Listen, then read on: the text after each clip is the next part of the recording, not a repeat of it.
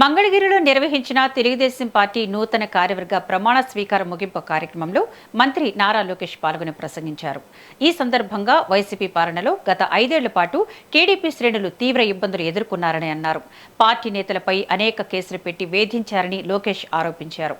అలాగే కార్యకర్తల కష్టం వల్లే పార్టీ ఇక్కడ నిలిచిందని పేర్కొన్న లోకేష్ వారి సంక్షేమం కోసం 160 కోట్లు ఖర్చు చేసినట్లు తెలిపారు. తెలుగు వారికి గౌరవం తెచ్చిన వ్యక్తి ఎన్టీఆర్ అని, తెలుగు జాతిని ప్రపంచ పటంలో నిలిపిన నాయకుడు చంద్రబాబు నాయుడని ఆయన కొనియాడారు. ఇక టీడీపీ వర్కింగ్ ప్రెసిడెంట్గా తన బాధ్యత మరింత పెరిగిందని పేర్కొన్న ఆయన యువగణం పాదయాత్రలో అనేక మార్గాల సమస్యలు తెలుసుకున్నారని తెలిపారు.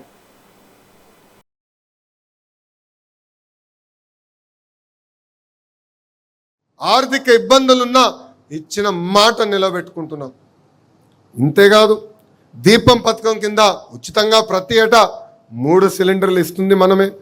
16,347 టీచర్ పోస్టులు, అదేవిధంగా 6,000 కానిస్టేబుల్ పోస్టులు కూడా భర్తీ చేసింది మనమే. ఇప్పుడు ఏకంగా 10,060 పోస్టులతో ప్రత్యేకంగా జాబ్ క్యాలెండర్ విడుదల చేసింది మనమే. ఏ డేట్ ఎగ్జామ్ పెడతాం, ఏ డేట్లో ఆ పోస్టులు కూడా భర్తీ చేస్తామని చెప్పింది కూడా మనమే. ఈ ఇంట్లో ఎంతమంది పిల్లలున్నా అంతమంది పిల్లలకి తల్లికి వందనం కూడా ఇస్తామని చెప్పింది మనమే. చేసి చూపించింది ఎన్డీఏ ప్రభుత్వం.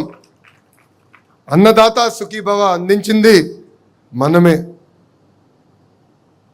ఎన్ని ఆర్థిక ఇబ్బందులున్నా 1వ తారీఖు నాడు జీతం కూడా అందిస్తుంది మన ప్రభుత్వమే.